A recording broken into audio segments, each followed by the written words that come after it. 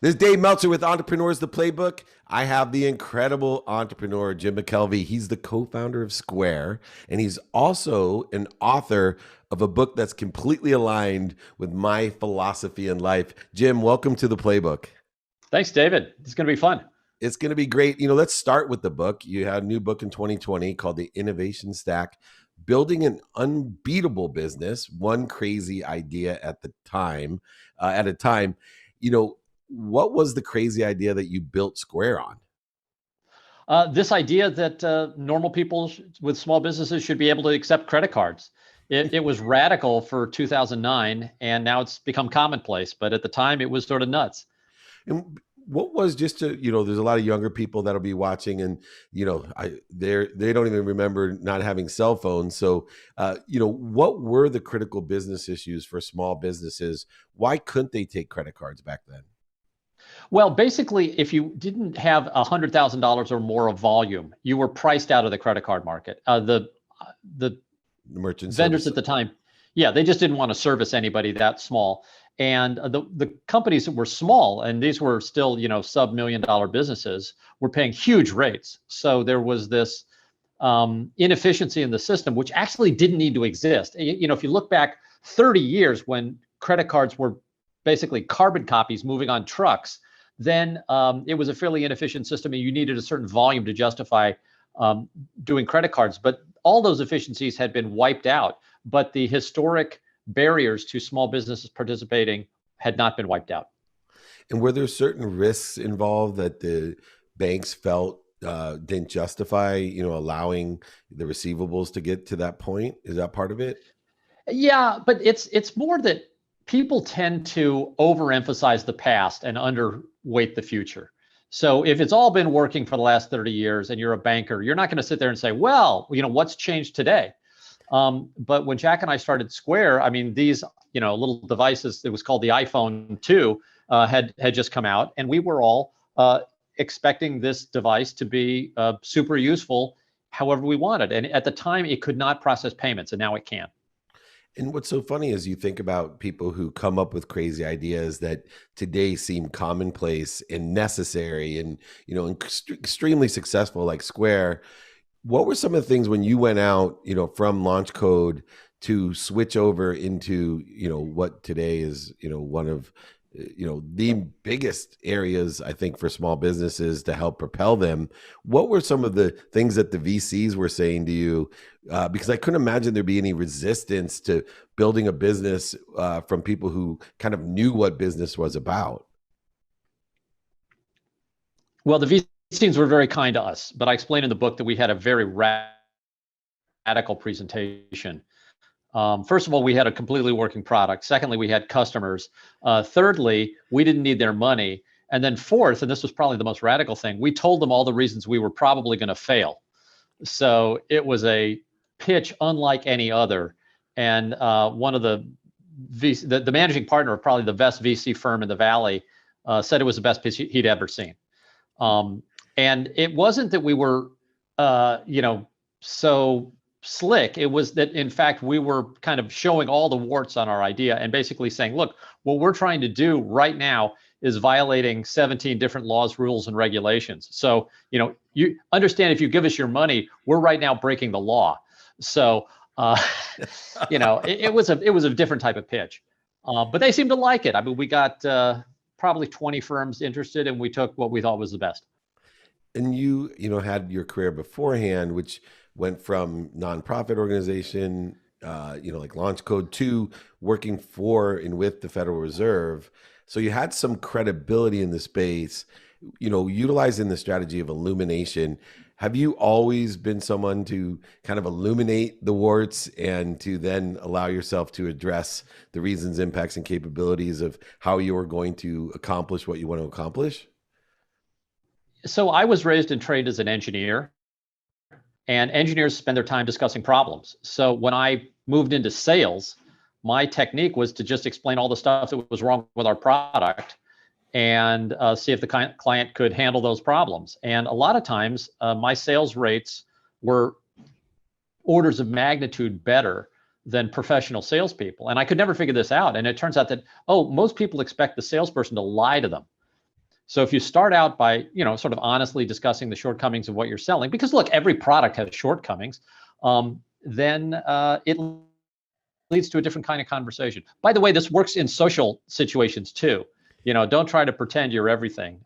Maybe tone that filter down a little bit, and you'll have better success.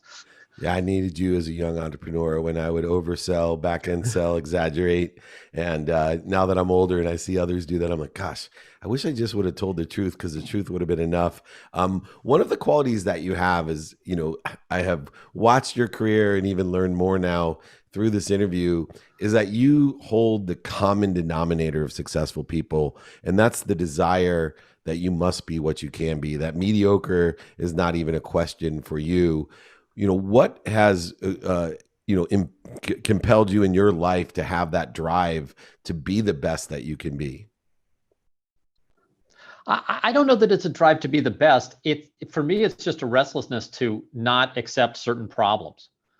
So if you look at the arc of my career, it's always been something's frustrated me and I've tried to build something to fix it. And in some cases, I try to build something that hasn't been built before, in which case I'm forced to create something new. And that's essentially what the book talks about. Sort of the whole premise of the innovation stack is that most of the time you're going to spend your life working in an area where humans have solved the problems. So like right now, I've got a wart on my finger. I don't know if you can see it. It's kind of gross, but like it's, like I got a wart right there. This is a solved problem. I go to the dermatologist, I put this stuff on for 2 weeks and the wart's going to go away. Or maybe it won't, but at least I don't have to figure out how to get a wart off a finger. In a different world, if that had not been a solved problem, I would have to do experiments and research and set up clinical trials, but that's a solved problem. Most of our lives we spend working in the world of solved problems. And as a matter of fact, you can spend your whole life there. You can start a business, you can be super successful and never do anything original.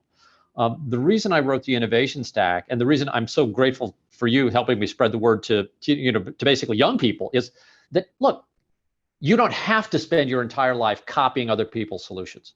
There may be a time, 2 or 3 times in your life, when you run up against a problem that you care deeply about, and there is no existing solution.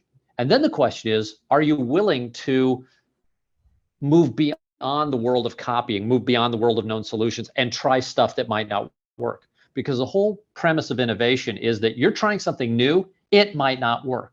It's much better to copy something that works, but if you can't copy, innovation is your last resort. And because of that, it's got this weird set of tools. And this was the thing that sort of confounded me when I was early in my career, is that I would have a problem and I would go to one of my friends who had a successful business and I would say, hey, David, how do you solve this problem? And you'd give me great advice that works in your world, and I'd take it back to my world and it would blow up in my face.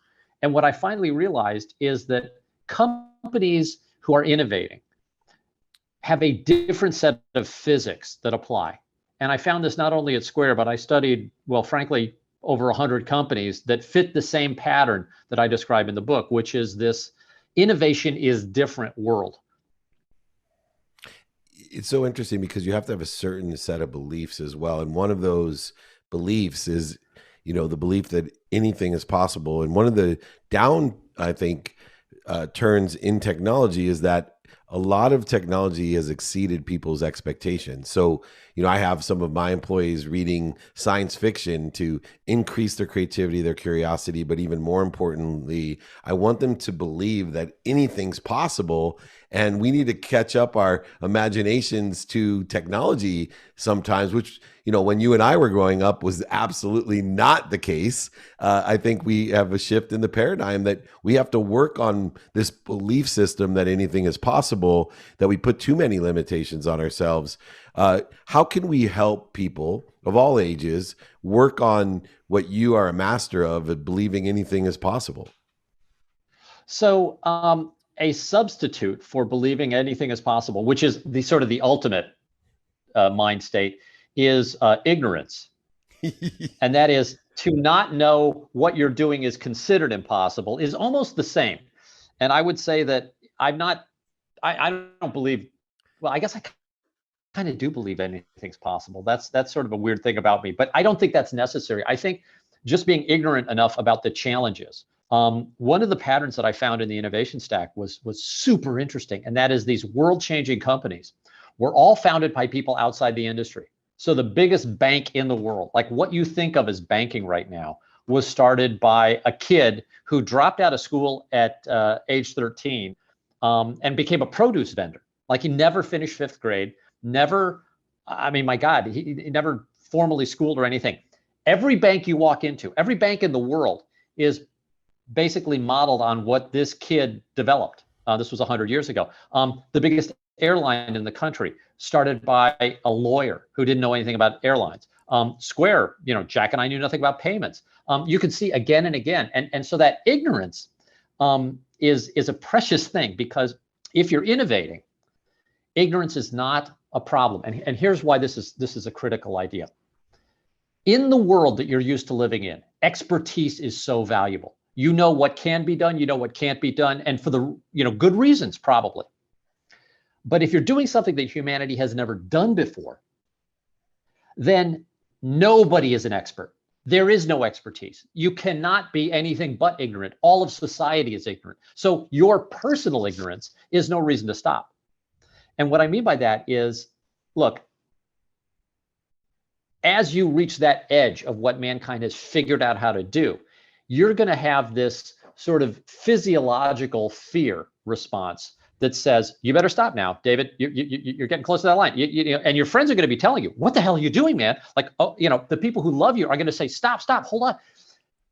If you choose to ignore them, you're not necessarily going to die, but it is going to be in this world where all of the skills you've had, the things you've learned in school to, educate yourself before you do something, those don't apply anymore. So ignorance can be very helpful. And with, ignorance or the belief that anything's possible or the combination thereof, which you have, you still have to withstand, as you said, the people who are closest to us, that care the most about us, who want our security, that don't want us to fall off the edge, don't want us to fail. They'd prefer us to be doctors, lawyers, and do things within the limitations and expectations of safety and security. But you have to be able to withstand people laughing at you, making fun of you, scoffing at you, and not believing in you. And therefore, whether you're ignorant or if you just think anything's possible, you have to have this firm belief in yourself. But I think you probably have a little different perspective than just believing in yourself. What is it for you that, allowed you to continue on when, people at every stage from when you graduated Wash U on, you kind of did things outside the box? What drove you to say, you know what, I'm okay with failing, or I'm okay with what you think, but I'm going to do what I think? Well, I was never very popular, so popularity wasn't that valuable a commodity. So losing it's a superpower, by the way. All the things when we're young that suck become superpowers when we're older. Yeah, I mean, look, if you're not used to being popular, then losing your popularity, who cares? It's sort of like when I was really poor and I lost some more money. I was like, well, it's not going to get much worse, That was me. So, yeah, I mean. So there's, you don't have that far to fall. But look, the thing that I've seen over time is that innovation always seems obvious in hindsight. And I remember enough looking at decisions that I was going to make and saying, I have no idea if this is going to work, including Square. Like Jack and I made a bet when we started the company that this thing was going to either flop or succeed. And we set ourselves a 1-year timeline. We put a date on a calendar. We said, okay, we're getting together no matter what happens, even if we're at each other's throats, in 8 months, we're going to sit down a year from now and evaluate what happened. Well, it turns out it worked out really well. But over time, I've gotten used to making decisions where I have no idea what the outcome is going to be, and then being right later, and then having everyone said, oh, you were so visionary to know. And I was like, no, it was a stab in the dark, but sometimes it works. And look, people remember the successes. Yeah, that's for sure. And speaking of which, your book is about fixing problems and, having whatever attributes it is in order to, one, identify a problem, two, to have the ability or capability to fix those problems. But one of the things that I see is you also have humility, not only in illuminating your weaknesses, but seeking help from people that can solve those problems for you. Meaning, in order to solve the external problem that you identify, it seems to me that you have relied on other people with their expertise, with humility, to seek their help. How do you, number one, find those people, and two, ask them for the help that you're looking for? So humility is probably one of the entrepreneur's greatest assets, which it has to be combined in this weird way with hubris. Like the hubris is we're going to go forward, and the humility is we don't know the path. Yeah. And keeping those somewhat contradictory thoughts in your head at the same time is the challenge, because as you're going down the path, as in some cases you're leading down the path, you have to admit you don't know that it is actually a path. And I would say that if you are too bold, the problem is that you will ignore feedback from the world, which is giving you direction. Now, this is different than your friends, and family saying, "Hey, don't do it." But sometimes your friends and family are right. And so you really end up with this very weird situation on your hand, where you have to keep going, but keep listening as you go. Last question, from the time you were 19, when you wanted to fix the problem with your computer science book, so you just wrote your own, all the way through your career, you've been fixing problems. I just have to ask you, what's the next problem you want to fix? So I'm working on two right now. I'm working on a solution for our online identities, because your eyeballs get bought and sold 1,000 times a day without your permission, or in some cases against your wishes. And I think there is a solution to that. I don't know that we can do it. I've got a company called Invisibly, and I'm actually wearing the T-shirt today, but the solution partially works, but it doesn't completely work yet. So I'm working on that. The other thing is, I think the world needs a cheaper diaper. Poverty starts it really does. If you look at where poverty starts, it's typically when a young family, or sometimes just a young mother, has to pay for diapers. And if you can't pay 25 cents a pop for diapers, you get shunted into this world where you don't get to take advantage of daycare. You don't get to, you just get your life taken away from you for something that I think could be done. So I'm trying to build a diaper that, costs a nickel. You're an incredible entrepreneur. That just says it all. I can't think of a better way to finish up. I can't wait to finish the innovation stack, building an unbeatable business, one crazy idea at a time. You can find it anywhere. I'm with the incredible entrepreneur, co-founder of Square, soon to save the world by creating the cheapest diaper ever created, and it will still be viable and useful. Jim McKelvey, thank you for joining me